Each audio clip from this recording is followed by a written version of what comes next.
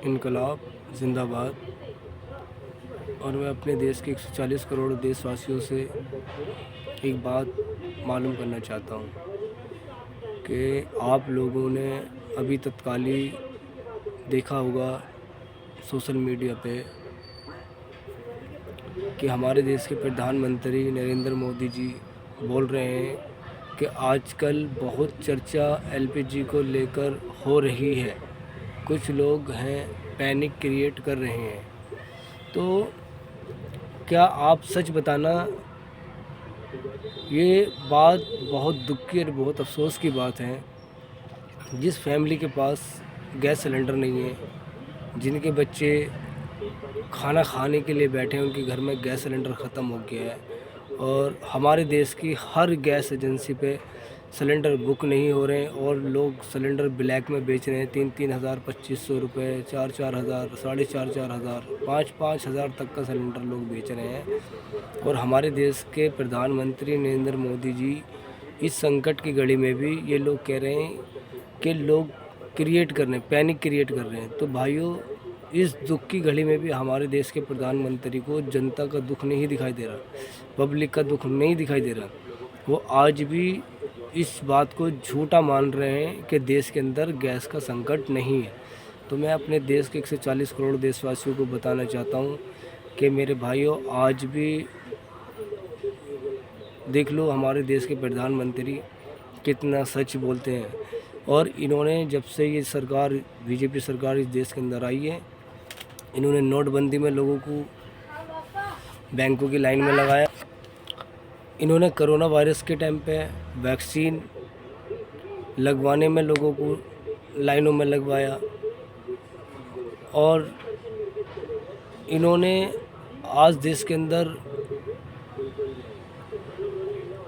जैसे कि आप सभी को पता है कि देश के अंदर एलपीजी गैस का बहुत बड़ा शॉर्टेज और बहुत ज़्यादा परेशानी हमारे देश के अंदर चल रही है। और वो हमारे देश की आम जनता, जो डेली बेस कमाने वाले गरीब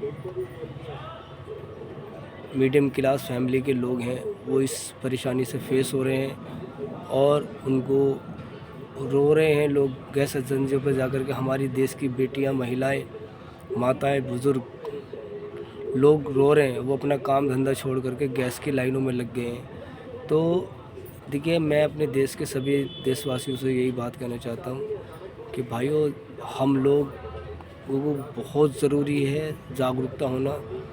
जैसे कि आप सभी को पता है कि बीजेपी सरकार ने जब से ये आई है, हिंदू मुस्लिम मंदिर मस्जिद और अडानी अंबानी का विकास किया है। और इन्होंने मुसलमान हिंदू मुस्लिम को मंदिर मस्जिद के नाम पर लड़वाया है, धर्म जातिवाद के नाम पर लड़वाया है। और जो भी वादे आज तक बीजेपी सरकार ने किए हैं 2014 से अब तक, एक भी वादा वो ज़मीनी स्तर पे जनता के हित में होने वाला वो काम, कोई वादा पूरा नहीं हुआ। ये सब जुमले देने वाली सरकार है। ये इलेक्शन के टाइम पे आके पैसा बांटने वाली सरकार है। और मैं अपने देश के सभी भाइयों से गुजारिश करता हूँ कि भाइयों, अगर हम नहीं समझे ना इस बात को, तो हमारा देश, हमारे देश का भविष्य, जो जनरेशन, जो बच्चे हमारे पढ़ रहे हैं, तो उन आने वाले बच्चों का क्या होगा, ये बहुत गंभीर बात है, बहुत सोचने वाली बात है। तो इसलिए बीजेपी के इन बहकावों में ना आए और अपने देश को, अपने बच्चों को पढ़ाएं, अच्छी शिक्षा दें, देश प्रेम की बात करें। और जैसे कि हमने बचपन से सुना है, हिंदू मुस्लिम सिख ईसाई हम आपस में भाई भाई। जब हम चारों इंसान सब, जैसे ये मुट्ठी है ना, बड़े बुजुर्गों की कहावत है, ये मुट्ठी है, ये बंद मुट्ठी लाख की, अगर खुल गई तो खाक की। तो अगर हम सब लोग हिंदू मुस्लिम सिख ईसाई, अगर हम सब भाईचारे से रहेंगे, एकता के साथ रहेंगे, प्यार मोहब्बत से रहेंगे, तो हमें कोई नहीं तोड़ सकता। अगर हम टूट गए, बिखर गए, तो लोग हमें मतलब मिसयूज़ करके अपने राजनीतिक फ़ायदा उठाते हैं।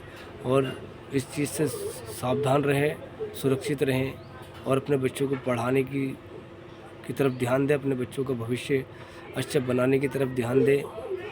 बस यही मेरा आप लोगों से निवेदन है।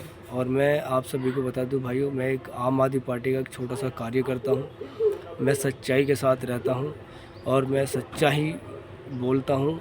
मैं किसी मैं भी आपकी तरह दिल्ली के अंदर रेंट पे रहता हूँ और मेहनत मज़दूरी करता हूँ, ईमानदारी का काम करता हूँ, जायज़ पैसा कमाता हूँ और अपने बच्चों को, अपने घर परिवार को चलाता हूँ।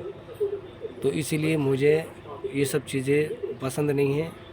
मुझे सच्चाई से मोहब्बत है, इंसानियत से मोहब्बत है और मैं उम्मीद करता हूँ कि हमारे देश के सभी भाई लोग इस चीज़ को, इन बातों को अब तो समझेंगे और समझना चाहिए। बहुत दिन हो गए धोखे में आते हुए, पर आज हम लोग एलपीजी को लेकर के, गैस सिलेंडर को लेकर के लाइनों में लग गए हैं। तो मेरे भाइयों, ये बात बहुत गंभीर है और ये सोचने वाला मुद्दा है और मैं चाहता हूँ कि आप लोग इस बात पर सोच विचार करें और अपने आप को बदलें उस सोच से कि जो सोच हमारे देश को बांटना चाहती है, हमारे देश को तोड़ना चाहती है और हमारे देश को पीछे ले जाना चाहती है। हमें उस सोच को बदलना होगा। इनकलाब जिंदाबाद, आम आदमी पार्टी जिंदाबाद।